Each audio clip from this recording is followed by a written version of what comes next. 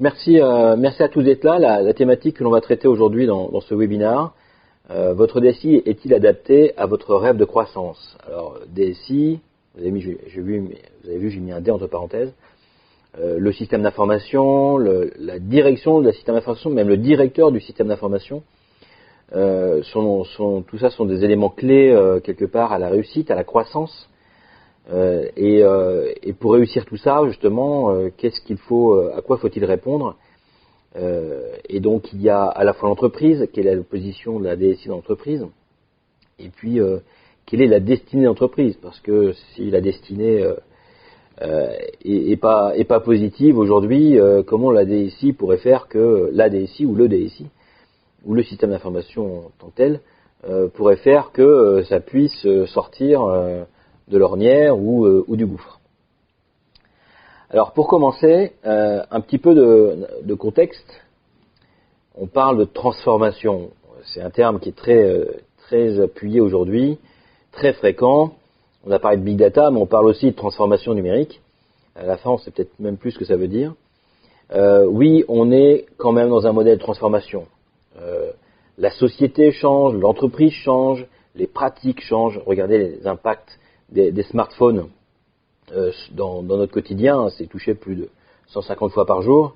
Donc les hommes changent aussi et les attentes évidemment changent également.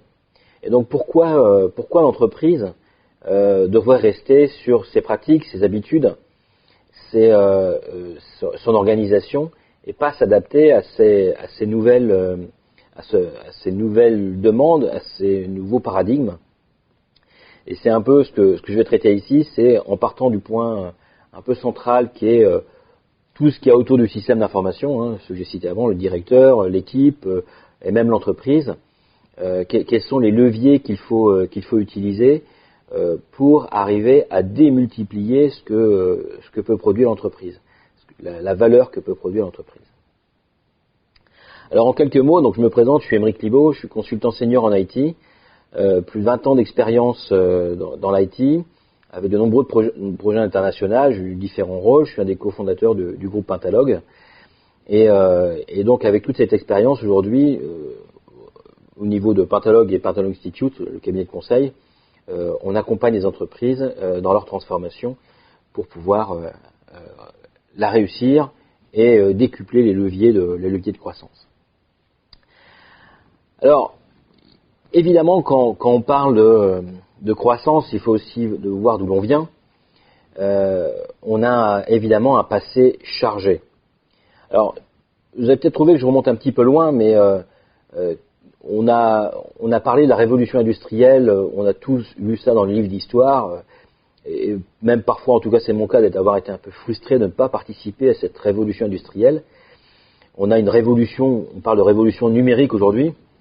On pourra en parler dans 20 ans, dans 30 ans, quand ce sera passé, pas quand on est dedans. Donc on est des natifs de tous ces changements, parce que ça a commencé il y a quand même bien longtemps. Mais juste pour faire un petit point d'histoire sur cette révolution industrielle du 19e siècle, comment en est-on arrivé là? Et de déterminer s'il n'y a pas un lien avec ce qui peut se passer aujourd'hui.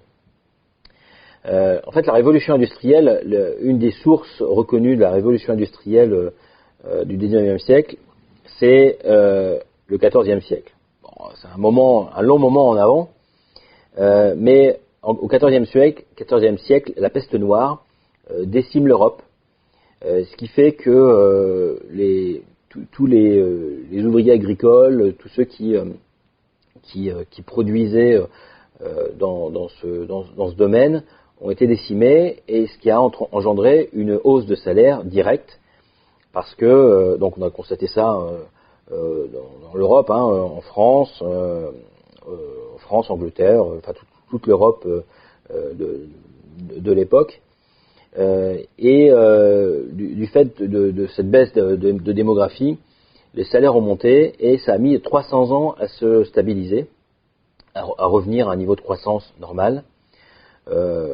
Parce que la démographie s'est rétablie. Mais pour faire l'histoire un peu courte, derrière, il n'y a qu'en Angleterre et en Hollande que les niveaux sont restés élevés.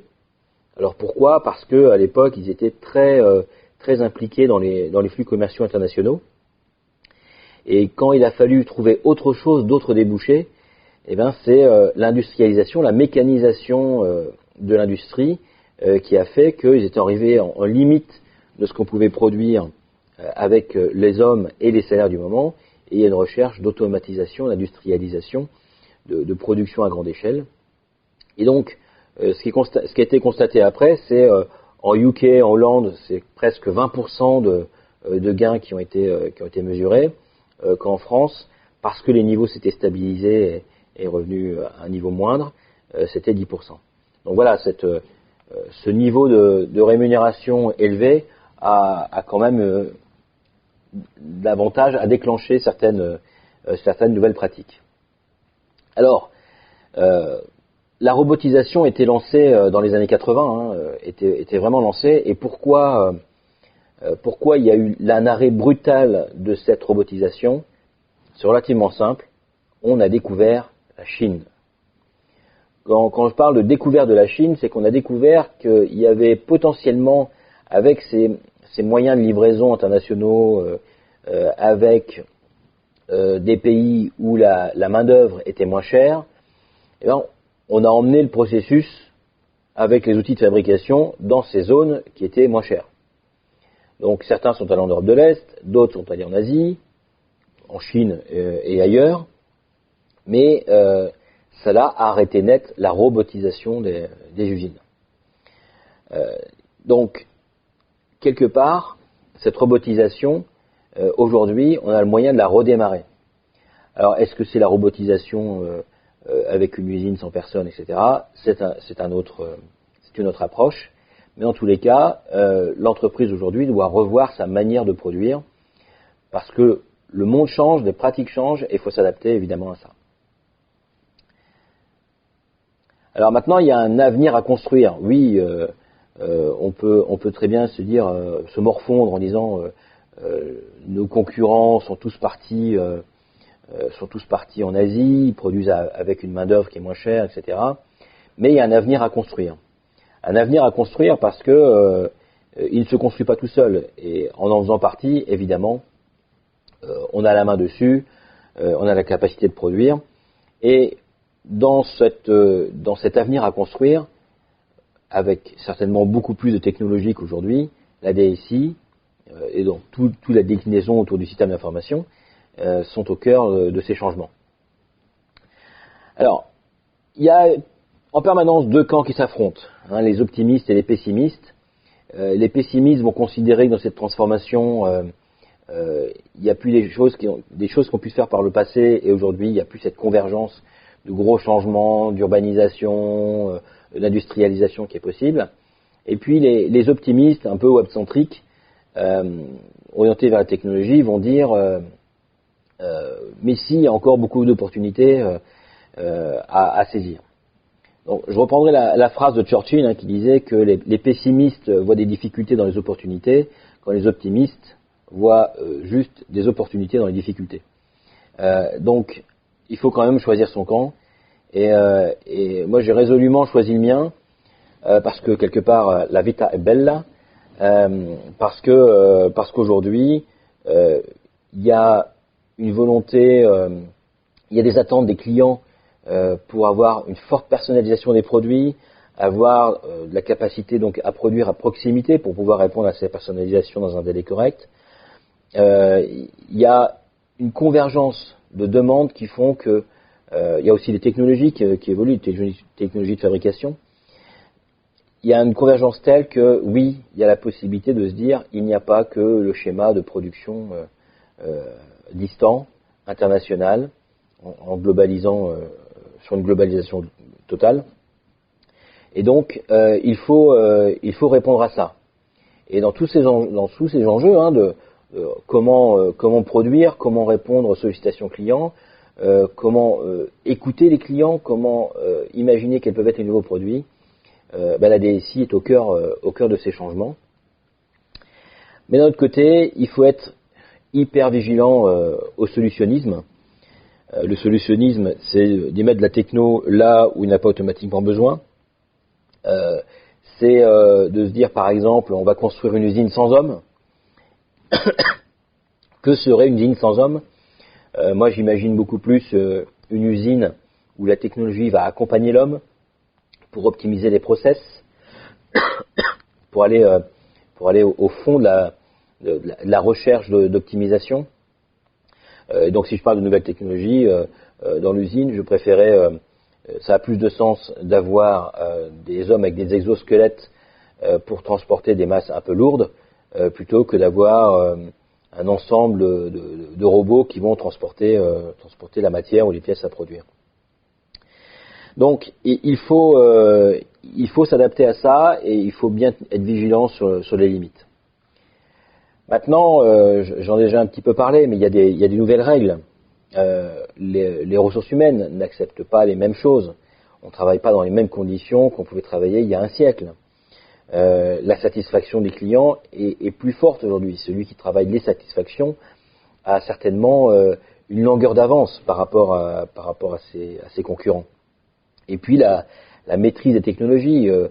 Pour certains, les réseaux sociaux, le numérique en général, sont des inconnus. Ça change beaucoup et très vite, mais le but c'est d'être très rapide, d'être le premier à pouvoir intégrer ces nouvelles règles à l'entreprise, et la DSI en est un très fort vecteur. Donc changer les pratiques parce que si on ne tient pas compte de ces nouvelles pratiques au niveau des processus, au niveau du recrutement, de la fabrication, aussi de limiter l'héritage. Dans les personnes qui sont connectées, il y a certainement des DSI qui sont là, ou peut-être des chefs d'entreprise, mais l'héritage du système d'information est souvent un frein. Ah non, on ne peut pas changer, je l'ai entendu des tonnes de fois, oh non, on ne peut pas changer ce produit-là, cet outil-là, qu'il soit ERP, outils RH, compta, etc., on ne peut pas le changer parce que on a investi dessus et on n'a pas assez rentabilisé. Et la problématique est, pourquoi? Si en changeant de produit, ça va amener plus de valeur, pourquoi se freiner aujourd'hui alors que ça peut amener beaucoup plus de valeur pour demain?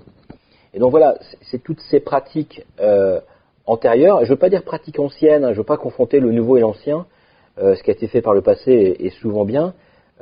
Maintenant, avec un contexte différent, il faut contextualiser tous ces choix.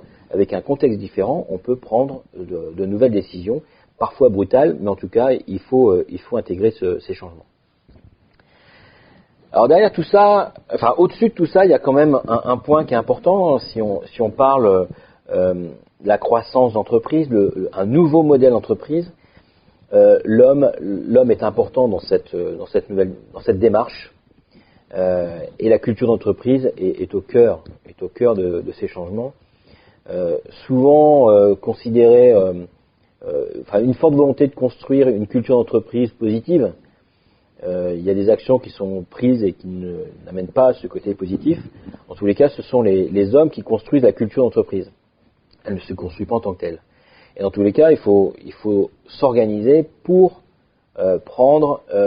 alimenter cette culture d'entreprise.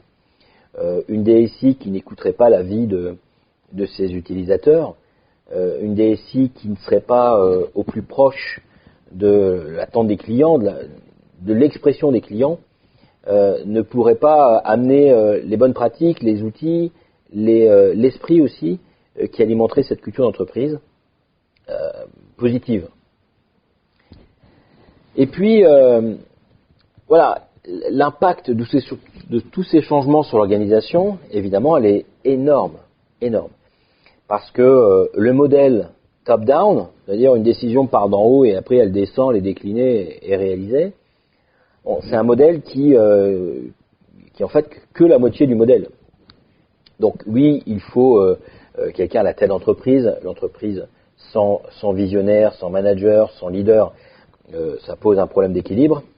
Mais l'autre moitié, en fait, c'est le bottom-up, c'est-à-dire ceux qui sont à la base et qui vont pouvoir partager leurs idées, leurs envies, leurs innovations pour enrichir l'entreprise.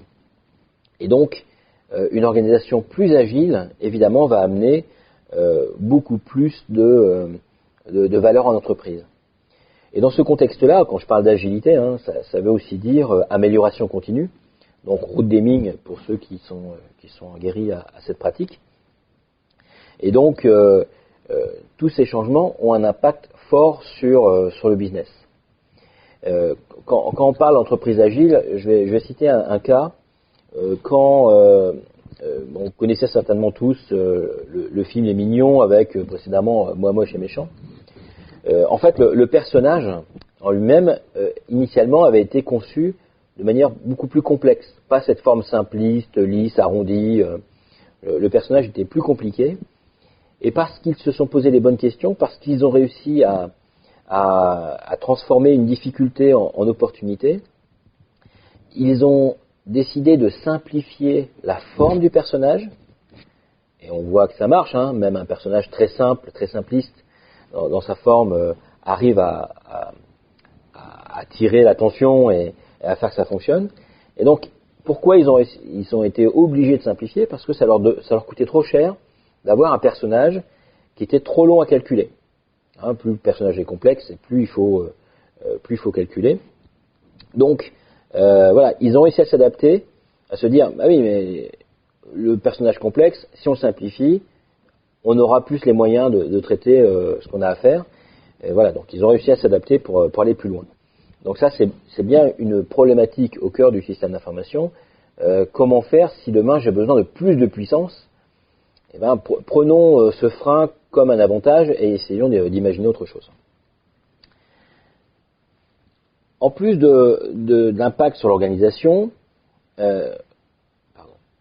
donc oui, je parlais de l'entreprise agile, et donc il faut s'adapter aux différents contextes. Cet animal capable de s'adapter à son environnement et de travailler en équipe.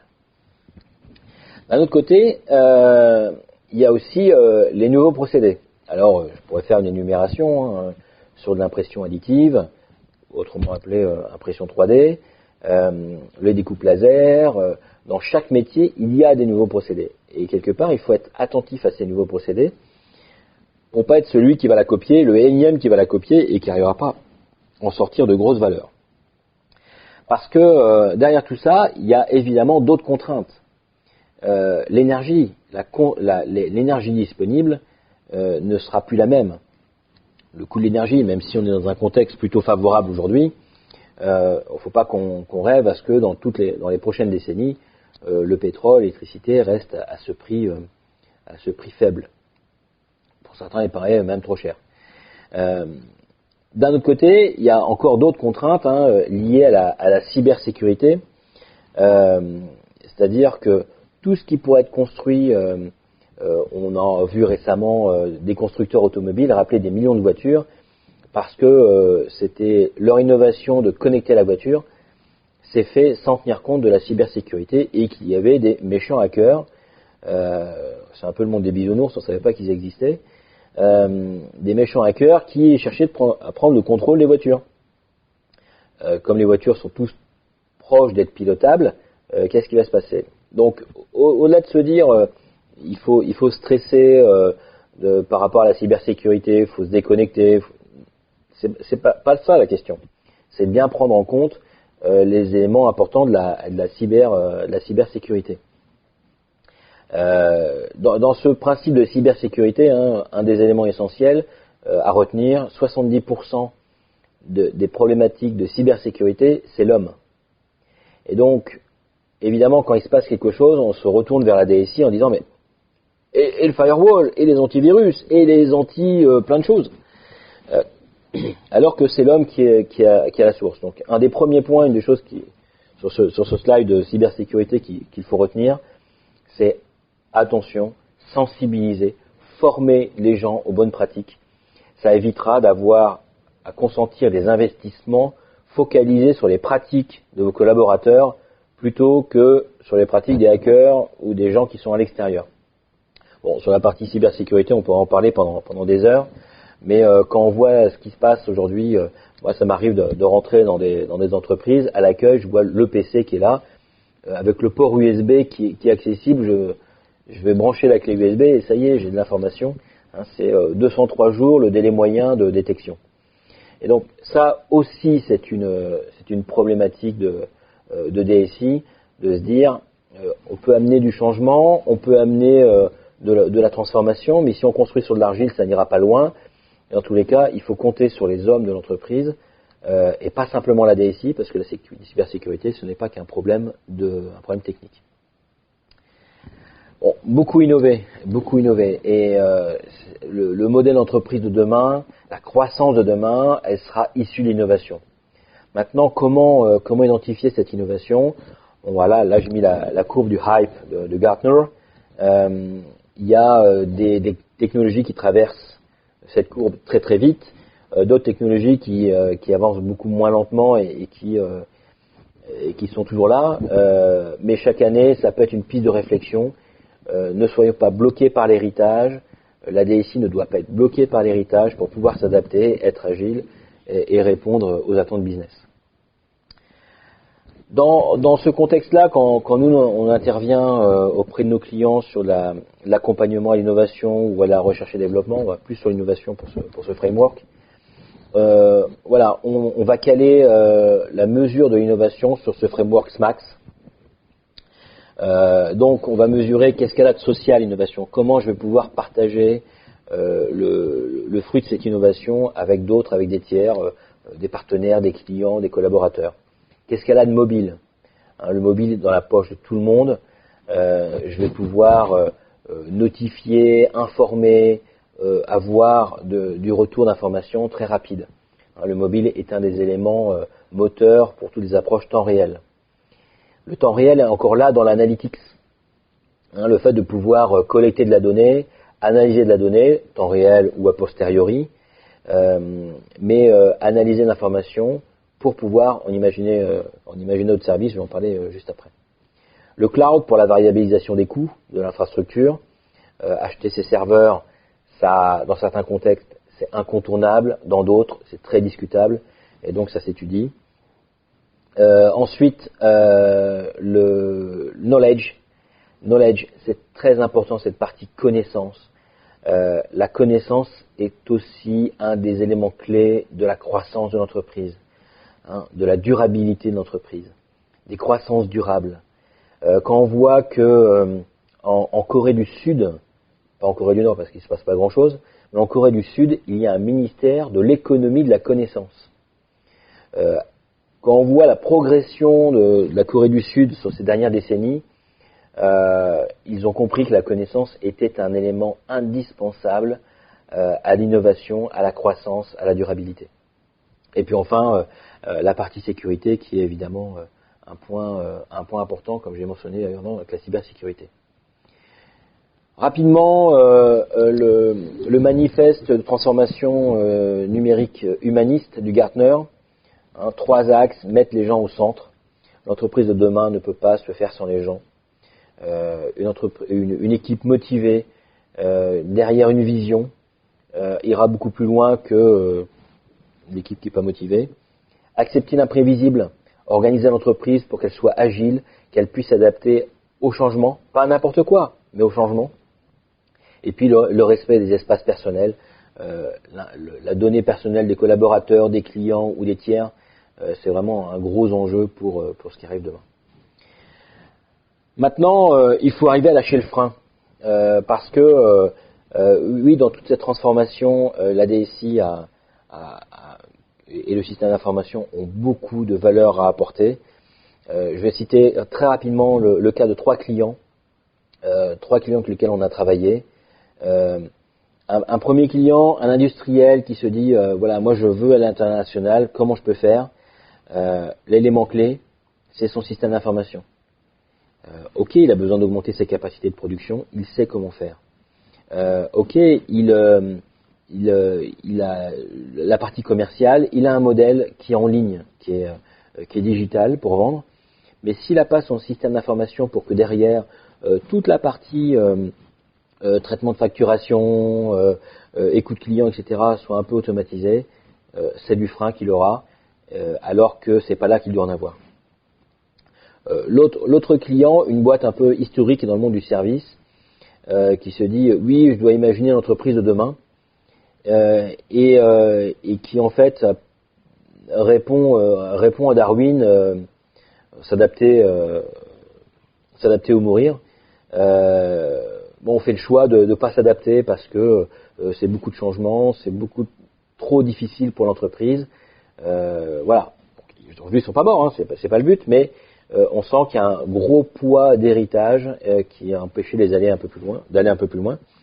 Et puis un dernier cas d'un éditeur de logiciels qui se dit voilà, moi si j'imagine pas mes solutions de demain, je suis mort. Je suis mort par rapport à ma concurrence, je suis mort par rapport à mes clients. Et donc lui, cet éditeur lâche le frein et se dit voilà, moi je veux tout repenser, je veux être customer centric, en disant j'amène à mes clients qui utilisent mes solutions logicielles le fait de mettre leurs clients au cœur de leurs préoccupations et pas un outil technique qui est là pour gérer un process. Donc c'est toute cette approche aussi qui est à prendre en compte dans les outils de demain, dans l'approche qu'on peut avoir avec ses clients. Alors les leviers de la DSI, ils sont là, quoi. La DSI, elle est au cœur de l'entreprise. La DSI, elle est impliquée dans beaucoup de process. Donc elle dispose des leviers pour amener ces croissances, cette croissance, cette durabilité de la croissance au plus loin. Et comment ? Déjà avec les données. Je parlais des hackers tout à l'heure. Leur cible, c'est pas les entreprises. Leur cible, ce sont les données. Et quand la donnée est très facilement accessible, elle coûte pas cher à récupérer. Mais dans ce que la DSI doit imaginer de ces données, c'est d'abord les protéger, récupérer, valoriser ces données et en extraire de nouvelles valeurs. Comment faire ? Alors, est-ce qu'il faut faire de l'analyse prédictive ? Est-ce qu'il faut faire de l'analyse temps réel ? Est-ce qu'il faut faire du machine learning, du deep learning ? Enfin voilà, plein de traitements autour de ces données.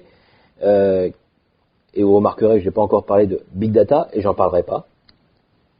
Mais tout ce qu'on peut faire autour de ces données, c'est de créer de nouvelles valeurs. Là où l'intuition hier pouvait identifier de nouveaux produits, des niches, aujourd'hui, le chef d'entreprise, le directeur, doit continuer à avoir de l'intuition, mais à savoir exploiter les données pour soit se dire je dois être beaucoup plus méfiant parce que les données me disent le contraire, soit au contraire je suis confirmé, enfin les données me confirment ce que je pense et on peut y aller à une vitesse supérieure.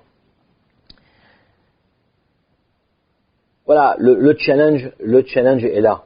Le challenge est là. Au bout, c'est certainement pour y arriver beaucoup de travail, beaucoup de difficultés, mais des récompenses. On n'a rien sans rien.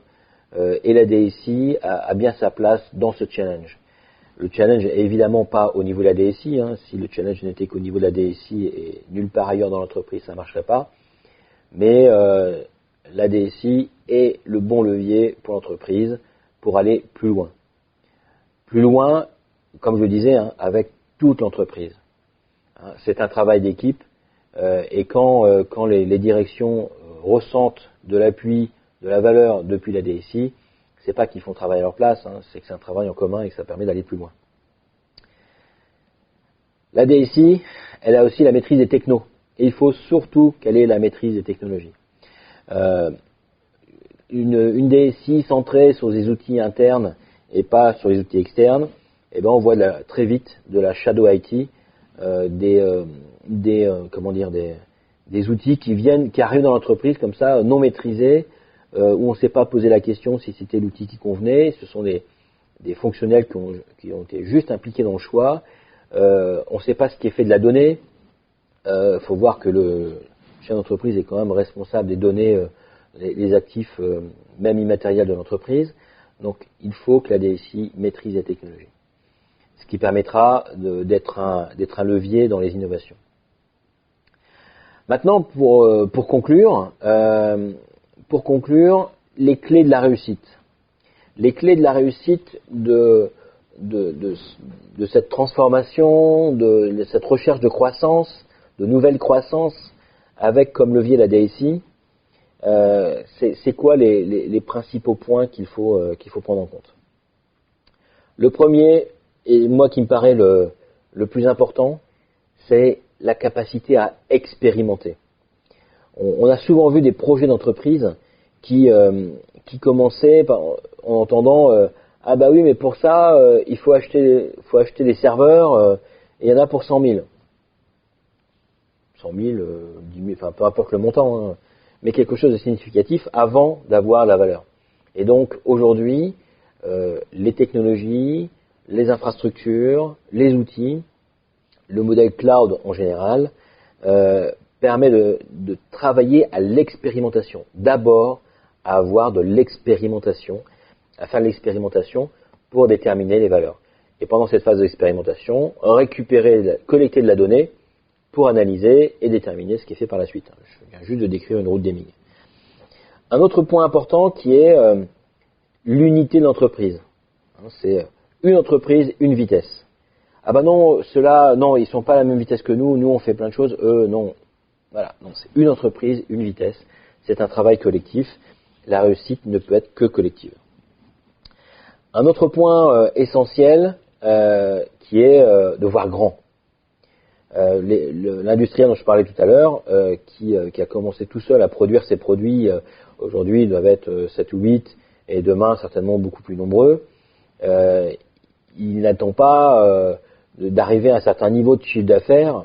Il a 2 ans d'existence. Il n'attend pas de dire j'attends 5 ans pour aller à l'international. Non, il sait qu'il doit aller très vite à l'international parce que c'est cette approche-là qui lui permettra d'arriver à des volumes plus importants qui lui fera sa croissance, sans automatiquement avoir une linéarité autour de ses investissements commerciaux. L'autre point, c'est de se fixer des objectifs SMART. On en parle beaucoup dans la RH, spécifiques, mesurables, atteignables, réalisables et temporels. Se donner des objectifs qui sont compris de toute l'équipe et que chacun s'y reconnaisse, parce que c'est un moyen d'emmener toute l'équipe. Un autre point essentiel pour cette approche, donc on peut le placer au niveau de la DSI comme au niveau de l'entreprise, c'est à travailler les satisfactions. Et j'ai dit les satisfactions. Que chacun puisse apporter de la satisfaction des collaborateurs, des clients. On a longtemps parlé de la satisfaction des clients, évidemment, mais il y a celle des collaborateurs, j'ai cité, et aussi celle des fournisseurs.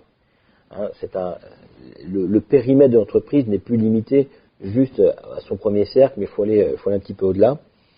Et quand on voit un grand patron d'une société de services indienne qui a écrit un livre qui s'appelle Les employés d'abord, les clients après, il a juste mis en exergue le levier, je parle bien de service, pas de produit, mais de service, juste mis en avant le levier qu'amènent les hommes de l'entreprise vis-à-vis des clients.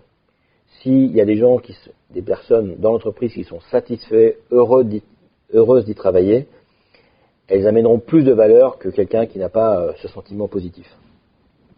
Et enfin, le dernier point de ces clés de la réussite, c'est de se faire accompagner dans les transformations. Le fonctionnement interne de cette, je veux dire, la démarche interne de transformation, elle est vite rattrapée par le quotidien, par le fait qu'il faille vendre, et donc ne pas se mettre la pression en disant voilà, dans nos objectifs, on fait ça, on se fait accompagner par des spécialistes experts qui vont nous emmener à un niveau de maturité supérieur et qui en fait sont des catalyseurs, c'est-à-dire une fois qu'on les retire, on revient pas en arrière. Voilà, c'est ça qu'il faut aussi arriver à travailler, et donc il faut trouver des partenaires de confiance pour avancer dans ces transformations, dans ces innovations, dans comment imaginer le nouveau modèle d'entreprise de demain. Voilà, donc j'en ai terminé avec cette présentation. Est-ce que vous auriez des questions? Alors il y a eu une question pendant. En attendant que d'autres questions arrivent, je vais la poser. Que faire quand les DSI ne sont pas écoutés? Alors, oui, c'est le vieil adage, hein, nul n'est prophète dans son pays. Et bien pourtant, il faut le devenir. Alors, comment le devenir? Il n'y a pas de grand soir dans ces transformations. Il n'y a pas j'ai raison et vous allez voir, ce sera comme ça. Chaque modèle d'entreprise, chaque personne est un peu différente, donc il n'y a pas de recette miracle. Maintenant, il y a quelques petits points pour lesquels il faut avoir un petit peu d'attention. La DSI a longtemps été vue comme un centre de coût. Il faut aussi déterminer comment on peut être un centre de profit. La DSI a longtemps été une tour d'ivoire inaccessible. Il faut que ce soit accessible. Elle doit pouvoir communiquer simplement. La DSI a longtemps été vue comme des techniciens. Il faut qu'ils soient techniciens communicants. Et donc, rechercher la satisfaction, l'écoute, la formation, réduire la distance avec les collaborateurs sont aussi des points importants. Et puis, il y a un travail de direction générale, hein, pour que la DSI puisse être un accompagnant à toutes ces transformations, parce qu'au cœur de tout ça, c'est quand même les directions métiers qui doivent changer. Ce sont les directions métiers qui doivent être au cœur du changement. Alors je ferai juste une petite parenthèse pour m'exprimer sur le sujet, s'il a jamais la question arrivée. Dans toute cette transformation, est-ce qu'il faut un Chief Digital Officer, donc un CDO, un responsable numérique? Mon avis là-dessus, il est relativement dur. Si on considère que ce Chief Digital Officer est là pour appliquer la transformation numérique, c'est juste un travail de direction générale. Et donc, est-ce que ce CDO devient le DG demain, comme hier les DSI devenaient les DG, sont devenus des DG? La place du CDO aujourd'hui répond à des faiblesses du directeur général, des directions métiers et de la DSI. Parce que tout le monde est concerné. Alors, est-ce qu'il en faut un qui impulse? Peut-être.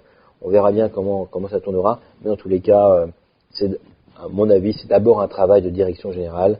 Et c'est au directeur général de s'entourer des bonnes personnes pour pouvoir assurer lui-même sa transformation. C'est pas à d'autres à le faire. Voilà. D'autres questions? Oui. Pourquoi les data c'est aussi important que ça? Alors, j'ai une autre conférence que j'ai dû jouer aussi également sur Webikeo, qui s'appelle Vos données valent de l'or. Vos données valent de l'or et certainement plus. Plus parce que il y a des choses qui sont parfois visibles dans les données, hein, quand on fait de l'analyse a posteriori, on ne constate que le passé, mais le passé est souvent le chemin pour aller vers le futur. Et donc à partir du moment où on a collecté de bonnes données qualifiées, à partir du moment où on a collecté des données suffisamment détaillées, au final, il y a possibilité de voir, hein, sans que ce soit criant, mais par analyse statistique, des choses qui ne se voient pas habituellement. On parle de DataVis, on parle d'InfoVis également, et tout ça, c'est une approche qui est importante et qui génère beaucoup de valeur. Une autre question? Alors, voilà, je prends une dernière question. Mais au final, est-ce que les outils de la DSI sont importants?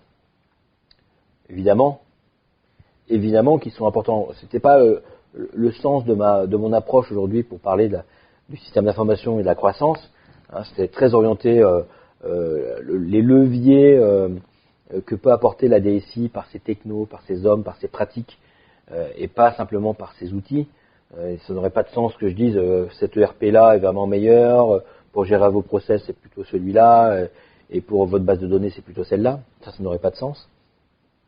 Même si mon collègue Ludovic va bientôt faire une approche, va présenter un webinaire comme celui-ci, orienté vers l'industrialisation du système d'information, pour passer des étapes de maturité.